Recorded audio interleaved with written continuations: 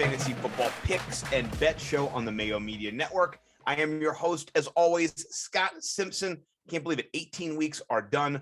We're finally through the regular season. We're on to the playoffs, and we're still presented by PrizePicks. Sign up for PrizePicks using the link in the description below, code MMN for the Mayo Media Network, and get your deposit doubled up to $100. We say it every week, basically free money. I'm still cashing in on the first $100 that I deposited. I think I'm up $250 right now. I'm really excited to bring in my co-host for this playoff prize pick edition. I got my guy LQ, the Real Deal Fantasy, on Twitter. How you doing, brother? What's going on, Scott? Glad to be here. Another week where we crush these picks. And I like the picks that we actually have. Honestly, this is like literally a free space, free money, we like to say. Oh my goodness. Normally we're kind of dealing with a slow trickle of prize picks, but they just dumped a full glut. I'm not sure if they're going to have any more, but they're all there. So you're rushing, you're receiving, even your touchdown props, a lot of them are there. So go check out PrizePicks right now. And when you do sign up, code MMN all year long, smashing that, getting those subs. Let's talk about our picks. We've got two quarterbacks here. One we're lifting up, one we think can hit the number, one we're going to fade hard, right? So let's start with the one we think can get there. Your boy Matthew Stafford all year has been bringing the fire content only. That does borrow your free, but so his prop is 275 and a hook. Talk to me about Stafford. What do you see in this matchup that makes you confident that he can hit that number? I mean, the last two matchups against Arizona, he's hit the over on this 280 to be exact plus. And I feel as though, a lot of people are down on Stafford because of the interceptions. But hey, it's playoff time. Sean McVay is going to make the adjustments. And I'm pretty sure Matthew Stafford's going to make the adjustments. He's hungry, man. I just see him hitting the over on this just based on trending. He faced, the Cardinals twice this year already. We get him in the playoffs. It's a different attitude, a different arena. So full send it. Yeah, and I like this because he had over 600 passing attempts this year, top 10 in the league. So it's not like somebody who's gun shy or is not going to get the ball out. He had the third most passing yards in the league with over 4,800. So we're looking at a quarterback who can sling it every single week. So I think that's a great call. I'm going to full send that one as well. Triple stampies, no racies. So let's talk about where we're going to fade. The Mac Jones story, it was great. I think a lot of people took their victory laps. The best quarterback drafted in the first round, later than expected. But the last couple of weeks, he's come back down to earth as the playoff football has intensified, getting there or getting to the playoffs. What do you think about Mac Jones's over 200 and a hook against Buffalo, no less? See, now Buffalo's the number one defense. Still, I remain standing on that. I feel as though this will be a different assignment for Mac Jones. It'll be going back to where he had like 19 yards passing. And I feel as though, they're going to run all over Buffalo because Buffalo's weakness was exposed in that game. So why not go back to something that we're seeing a lot of other teams capitalizing on with running the ball in Buffalo? So the under here for 200 and a hook, it's an obvious free give me here. I honestly think PrizePicks might have just threw everything out there and just made a couple errors where this is free money. They didn't realize that when you added up both performances against Buffalo this year, he didn't get that. He didn't get above 175. So, and the Buffalo Bills only giving up 163 yards per game during the regular season. That's going to tighten up in the playoffs. So I think every single build that I make this week on PrizePicks is going to start with that Mac Jones free square. Followed up by the Matthew Stafford, I'm pretty sure, free square as well. So we're 2 for 2. We're already making you money. Let's actually bring you in a little bit more money now. I've got two props that are receiving and rushing, right? But I think they're both super juicy. Let's talk about Joe Mixon's 65 and a hook rushing yards. Do you know how many yards he had last time he played Vegas, by the way? I believe he had 123. Yeah, it's like double what it is. Yeah, something like that, right? So 65 and a hook is laughable. He is going to get the bell cow work. Now, the only question is the full health there for Joe Mixon? Held out, of course, last week, getting some rest. What do you think about that injury? Do you think he's going to be able to kind of get the full workload he was seeing before, or are they going to kind of hold him back, trying to prolong his longevity during the playoffs? I honestly don't know, but I feel as though with this game, it intensifies is like basically the running game where they have to run the ball on the Raiders. And I feel as though, the last game that they faced them, I feel as though 123, that is pretty hefty, but that was like mid-season form of Joe Mixon hitting his stride of just being that RB1 we love. So this may be, a situation where 65 and a hook is a safe bet. So I like you taking the over, but me personally, I'm going to go against the grain for the first time ever. I'm going to hit the under here. Ooh, I like it. A PrizePicks divergence in the woods. I will say this, right? The Raiders, they're third worst against the running back position, but they only gave up 1,600 yards rushing, so under 100 yards per game. So it is a little bit of a sweat. And if this game turns into a shootout, via the air yards there with Burrow and that's what I'm scared of. Like playoffs and like you're looking at the situation where Joe Mixon can get involved in the passing game, which is also a plus for fantasy, but fantasy's over, you know what I mean? So they're going to be looking to win the game at all costs. So I can see even a Tyler Boyd, T Higgins getting hot and just go through the air and attack these guys. No, I respect it. I'm going to fade it, but I respect it. Let's talk about something that I'm not sure how it's going to go with the Kansas City Chiefs this week. They had last week, Tyreek Hill on a snap count. You could tell he came in during the red zone possessions, trying to give him the ball, but he's not running up and down the field. He's not being used to stretch the field. That was Mecole Hardman last week. You saw what he could do. He went over 100 yards, right, which is awesome. This week, 32 and a hook. Is it fool's gold? Is it just too easy, given kind of what we saw last week? Are they setting us up, or do you think in a playoff matchup he can get this? He can hit this, definitely. This is so low to where you're playing a safe bet. He can get this on one play because he's a speedster. He's a guy that can make the big plays, and he's going to get open. So I feel as though you can get this literally in one single play. I just hope it's not a jet sweep, right? I'm like, pass the ball. Do not hand off the ball. Now, if it's like that little push off. You ever seen them guys do a push off? That counts. That counts. I'll take a push pass. The last two games, 53 yards, 100 yards. So trending in the right direction. He's got 59 yards, 63 yards this year, 62, 76. So 8 of the half the games, basically, he hit easily over that 32. So I am very optimistic about that. So besides the Joe Mixon, I think we are lockstep. And so here's what you can do also. You can fade me or LQ, but build the rest of the 3, right? Use all 3 and then go either or. So one of us is going to lose and one of us is going to, so you're going to win, right? That's how it's going to go. So I love it. If you've not signed up for PrizePicks, what are you doing? I had to tell my best friend, my partner over at the Fantasy Millionaires, to sign up today. He hadn't done it. I couldn't believe it. I talk to him every week. I assumed he was already signed up. He's signing up. You should sign up too. MMN, link is in the description. Smash that like and subscribe button while you're down there. Well, let's get to like 69,000 subs here at the Mayo Media Network. I'm sure that'd be a great goal for 2022, right? And the year on 69K. Anyway, let's talk now. We're going to transition. We've been talking as we transition from PrizePicks each week. We've been talking matchup start sits, what you're going to do with your fantasy roster, and then also we've been looking at injuries. So we're kind of going to transition away from that now. Talk a little dynasty, right? This is when the dynasty drafts are starting up. The new rankings are being put out, and so LQ and myself, what we're going to do today is we're going to take 2 different aspects of the dynasty process. We're going to kind of break it down, and we're going to talk about first the top 5 dynasty picks as we see it heading into draft. So if you're drafting in the next couple months, these are some of the guys, barring any crazy offseason injury or something that happens, that are healthy right now, that we know that they're going to be getting the volume next year, and we're going to be putting all our chips in on them. And then after that, we're going to talk about where we see the positional value long-term. Who's the best at their position for dynasty if you are thinking in the long-term perspective, trying to build that winner. So let's jump in right now to the top 5 dynasty picks at the 101. I'm going to let you lead off, LQ. Who is the number 1 pick that you are sacrificing it all to pick this year? I need me some Jonathan Taylor, and I think we both can agree he is the 101 guy to where we're seeing him finally be the primetime guy, finally getting max touches. I know last year Frank Wright was like playing with us mentally, having a Jordan Wilkins get touches, Mac, getting, little looks in here and there when the season was starting, and then, he got injured, but even Nyheim Hines was being a little annoying at times, getting touches inside that red zone. So it's good to see Jonathan Taylor be that all-around guy where he can just full send it and just have full confidence as the first pick.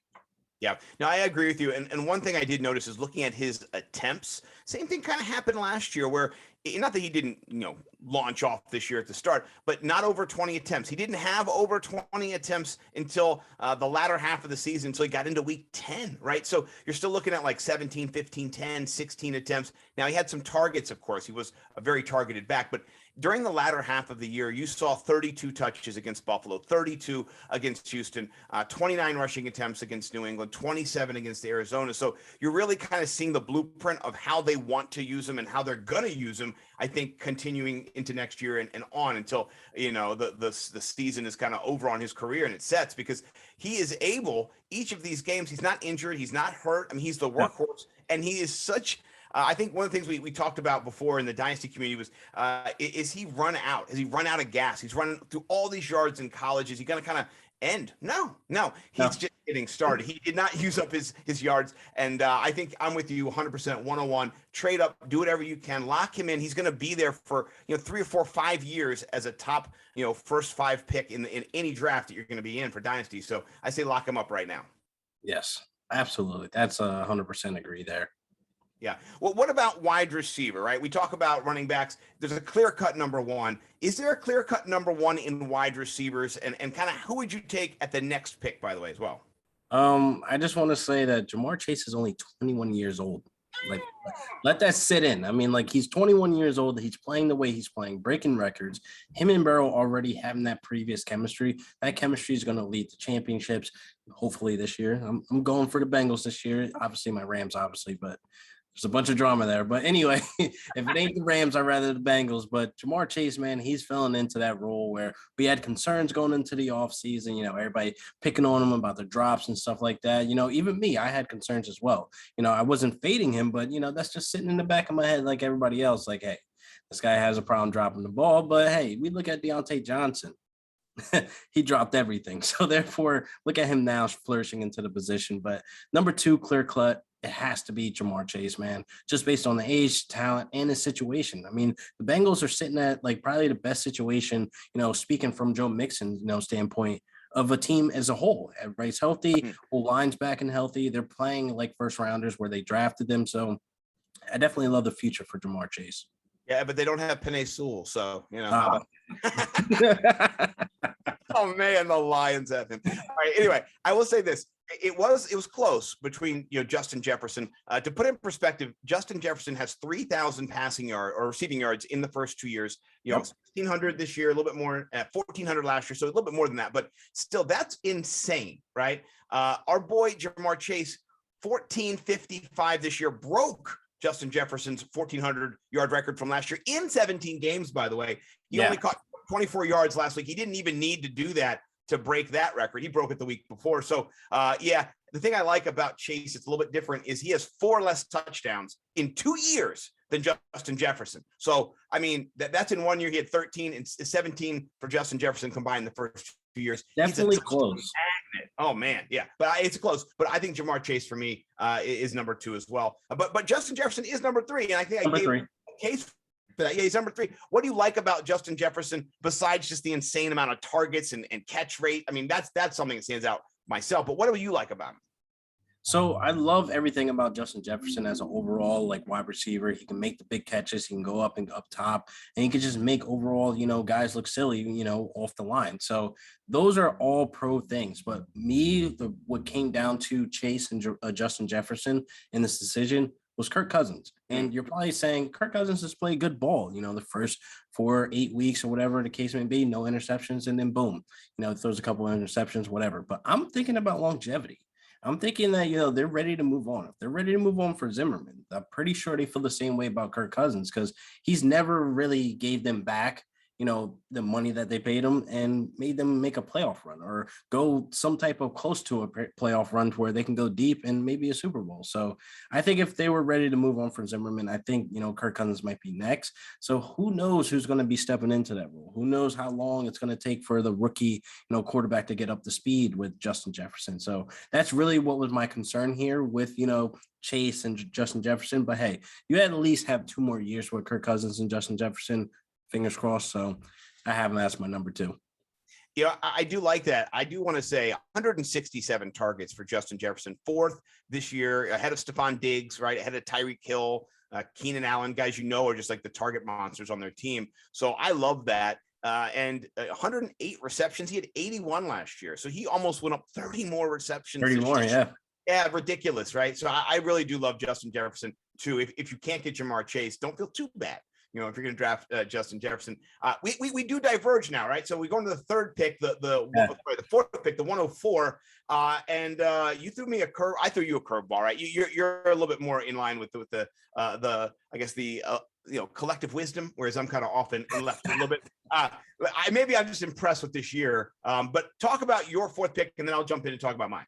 So I do want to say I love your fourth pick. I mean, I really do, but I had to throw a little curveball in there because Najee Harris is interesting. Like some people are fading because Big Ben is gone. Let's be honest, Big Ben doesn't matter. He was never there. There was a ghost the entire season playing there. That did not divert anything with Najee Harris's usage, what he was able to do. He's up there in that 70% projectile of snap opportunity. So therefore you have a guy who's going to be on the field majority of the time. And that's what you want out of a guy like a Najee Harris, can make plays out of the backfield. You definitely want that little Duncan, check down if they do bring in a rookie or if they do try to go out and get one of these veteran guys that are kind of washed up. They need that check down guy. And that could be Najee Harris. And for the PPR guys, that is something we love to see.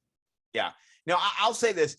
The only reason I went Debo, that was the guy who I picked at fourth, over Najee Harris, is because of the offensive scheme being in flux. Kind of, you said a little bit about the Kirk Cousins in the future, what could happen next year, what's going to happen. Their line has been, terrible in general the last couple of years. So I'm just worried. I think Najee Harris, after Jonathan Taylor, I don't think there's a more talented back in the NFL who can catch the ball out of the backfield, but he starts every play 3 yards behind the line of scrimmage because his offensive line is pushed back, right? So that's the only concern I had. He is definitely the number 2 in Dynasty for running back. I put Debo up there because this is what's crazy. Homeboy has 8 rushing touchdowns this year. Yeah. 8. Right. And that doesn't even count on top of just him being a wide receiver, which he's not the best wide receiver, right? Not catching 100 yards every week or anything like that. He's got a couple games over 100, but the touchdowns and the rushes, man, he's so steady. And I got to say, I slept on him this year. He was not where I should have had him ranked. And I apologize, Debo. Forgive me, sir. You are number 4 for me. The good news is 2 years ago, when I was thinking correctly, I did draft him on a bunch of dynasty teams. Those teams winning championships this year. I have one team that I crushed everybody in: Josh Allen, Cooper Kupp, and then some guy named Debo, right? So that worked out well for me. What do you think, though, about Debo and his rushing? Is this going to continue? Can he rush for 10 touchdowns a year, or is this just kind of an anomaly until defenses figure out how to stop him in the red zone? Shanahan is unpredictable. Let me just say that disclaimer before I say what I say, but I definitely think we will see a lot more Debo next season and seasons on, as long as Shanahan wants to keep him in that backfield running the ball. I think, Elijah Mitchell's there. He's a great talent. He's one of those guys that fell in the draft for a bunch of people. He wasn't drafted for much people in redraft or anything like that. So I feel as though Shanahan has this type of, trendy thing where he rides to hot hand and then he doesn't. He tries to give opportunities. So don't be surprised Trey Sermon next year, he gets opportunity the first half of the season and then it's back to Elijah Mitchell. But based on how many injuries like San Francisco go through, like the strength and conditioning coach needs to be fired, by the way, because terrible, because everybody gets hurt every single week. But I feel as though, Debo for the future, though, that rushing ability is like the key, like the switch that's like, okay, boom, I have Debo in my lineup. I'm good. I'm good to go. Yeah. I mean, you saw it against your Rams this weekend, they were giving him the ball. He was, he do be rushing for touchdowns. Yeah. He playmaker, like pay him whatever he wants. Yeah. It's almost like you have him ranked at 5th or something. You know what I mean? Like, I don't know. That was me being a Rams fan. Okay. So who do you have ranked at 5th? That's me being a Rams fan. But hey, man, Debo health is a concern. He's still reckless with his body. He's still one of those guys looking for contact. And as a wide receiver, I love that he has the running back mentality. But it's like, hey, man, some of the times you need to run out of bounds because that's what takes you off the field. Like, honestly, look at his injury history. It is what it is. Right. No, I agree. It's upside you're chasing, right? And if you have the Debo card this year, you're cashing in. So my 5th is CD Lamb. And I realized I've got 4 wide receivers on here. I thought, am I crazy? And then I went and checked the top, 10 scoring this year. He got more wide receivers than you do running backs. So maybe I'm ahead of the curve here. I love CeeDee Lamb. Michael Gallup probably gone. Not sure what the future is with Amari Cooper either. This guy is a stud. He needs more targets. Get this man 167 Justin Jefferson targets. Honestly, that's what they need to do. If that happens, right. If that happens, you're unlock the cheat code for CeeDee Lamb. He could be the next Cooper Kupp. If you're looking for somebody, he's more athletic than Cooper Kupp. I know his route running isn't there yet, but that guy can sky. He can fly as well. So he hasn't even begun to get unlocked in the Cowboys offense either. So I love Debo.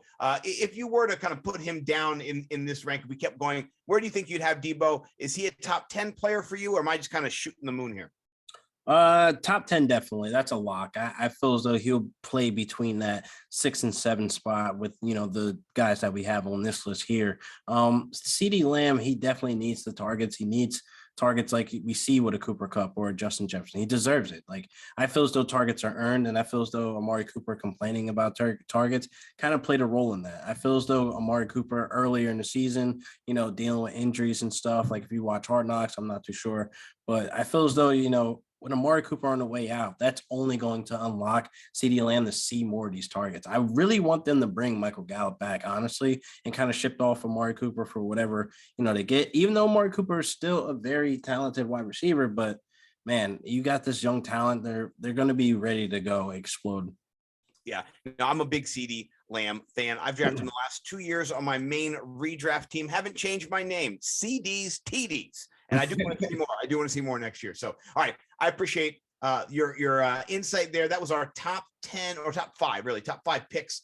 Between us, it was 10, but really we didn't give you 10 because we gave you 3 matches to start. Jonathan Taylor recapping was our first pick. LQ and I both went Jamar Chase and Justin Jefferson. So our top 3 looks very similar. And then a little divergence there. Najee Harris for LQ, and then Debo at his 5th spot. For me, it was Debo at number 4 and CeeDee Lamb at number 5. So let's see what happens. I'm going to definitely hold your feet to the fire if Debo outperforms Najee. No, I'm kidding. I'm kidding. I'll not give you a hard time. All right.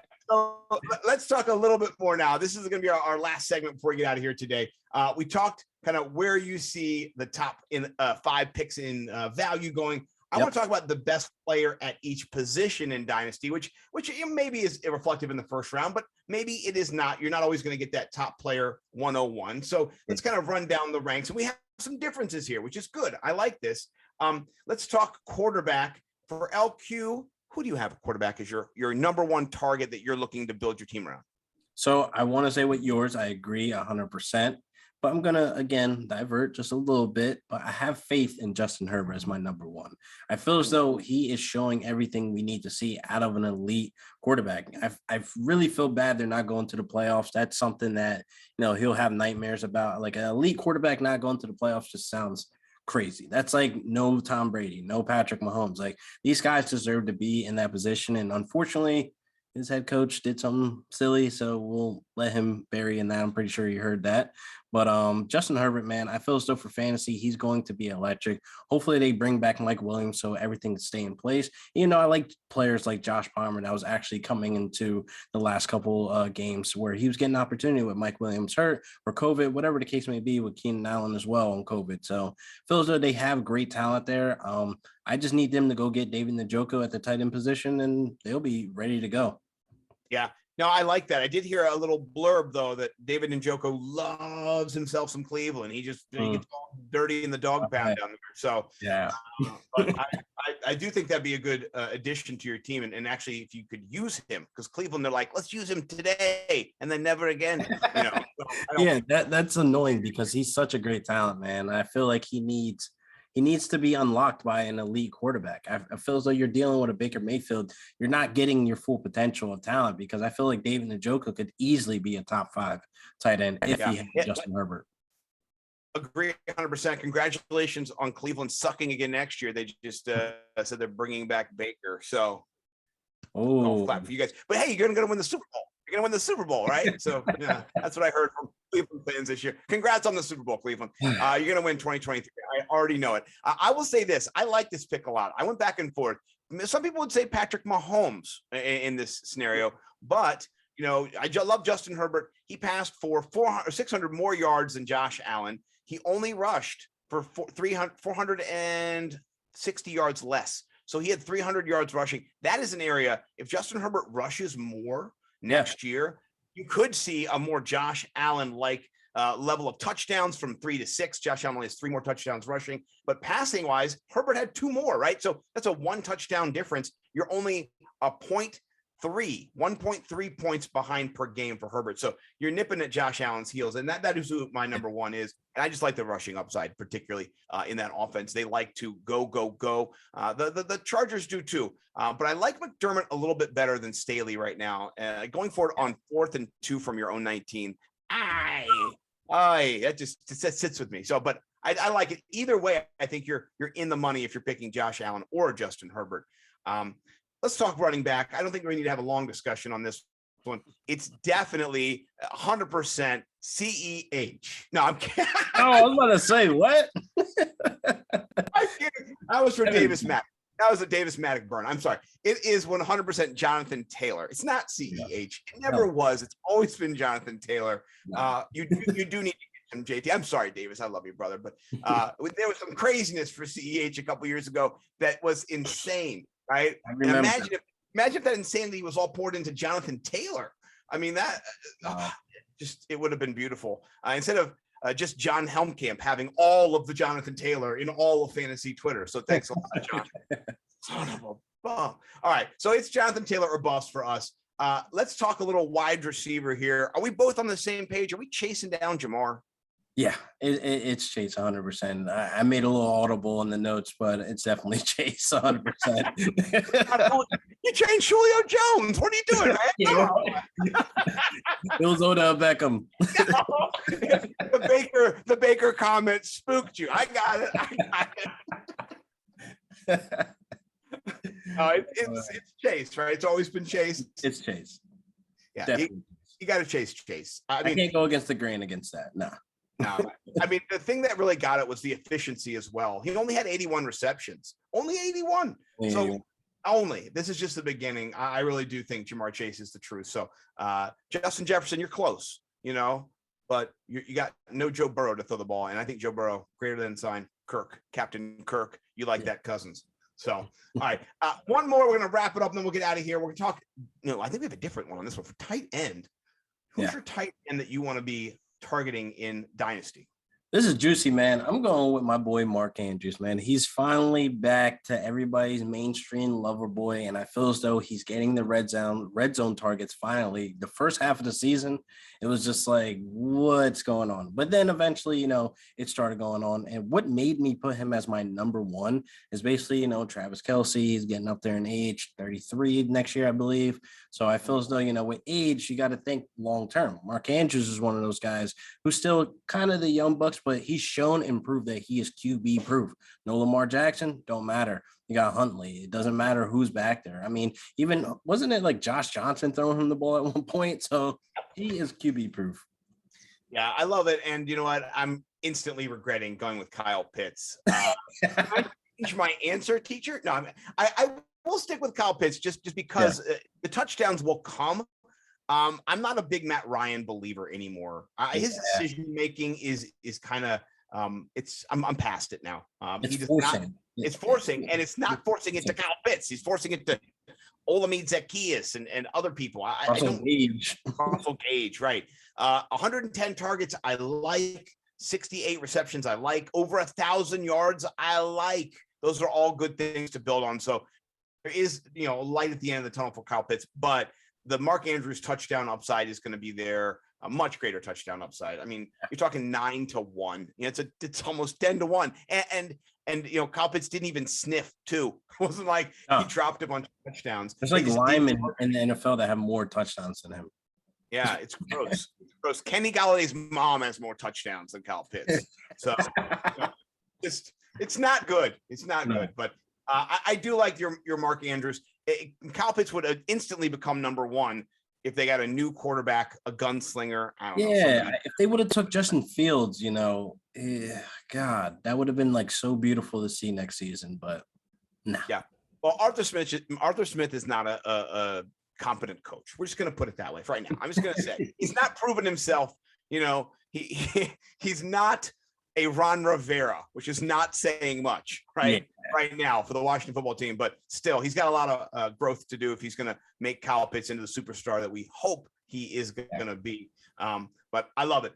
Great content here. Let's go through LQ's top pick at each position. We've got Justin Herbert at quarterback, Jonathan Taylor at running back, Jamar Chase, wide receiver, Mark Andrews at tight end. We're lockstep on a few. I got Josh Allen at QB, and then we go Jonathan Taylor, co-sign that with LQ, Jamar Chase as well. And I'm begrudgingly going Kyle Pitts, right? But if you see me draft Mark Andrews, don't hold my feet to the fire. I don't want to win now, damn it, right? So, yeah, right. Yeah.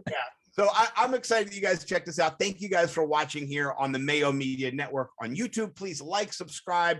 We like it when we smash the like button, right? That's what Pat likes to say. Just smash it up. And then also sign up for PrizePicks code MMN. Take a look at the fire content picks that we had coming into the show today. We went Mac Jones under 205 yards, over for Matthew Stafford 275 and a hook. Mecole Hardman 32 and a hook receiving yards over. And then the last one, Joe Mixon, 65 and a hook. I say take the over. LQ goes take the under. So fire content, only one of us can be right. Let us know which one of us is right next week. Unless it's LQ, please don't come after me in the comments on Twitter. I can't take it. Nah, you're good. LQ, where can people find you and your content this week? I'm sure it's on the tweeters. I'm sure it's on IG and YouTube everywhere, right? Yeah, you guys can find me everywhere. Real Deal Fantasy, Facebook, Instagram, YouTube, Twitter, obviously, and here at the Mayo Media. I mean, I got 2 articles coming out this week. I just dropped one today for running backs you need to buy in Dynasty right now. The time is right now, so do not sleep. So find me at Real Deal Fantasy, and you'll get fire content, obviously. I mean, you're verified. It's got to be fair fire content only, right? It's verified fire content. You can upgrade your sign to a verified sign. It just means I'm a real person. Right, I'm not, by the way, still not a real boy. I'm looking to one of these days. So you can find me over at Nimble W Numbers if I'm real, nimblewnumbers.com as well. And if you're there, check out the Clash of the Beards and Bellies. Guess what? Your boy won 3 in a row, LQ, 9-9 going into the playoffs. Oh, Bo is pissed. It is beautiful. Yeah, 3 in a row. He doubted Mike Evans. He doubted Braxton Berrios. More, Bo, when will you learn, my friend? Maybe this week. So please check out all my content too at nimblewnumbers.com. Check out LQ, the Real Deal Fantasy, everywhere that can be found. Please like and subscribe. Sign up for the Mayo Media Network on all platforms as well. Sign up for PrizePicks, MMN. Anything we miss, LQ? No, that's about it. All right, one thing. As we leave, full send, who wins between your LA Rams and the Arizona Cardinals?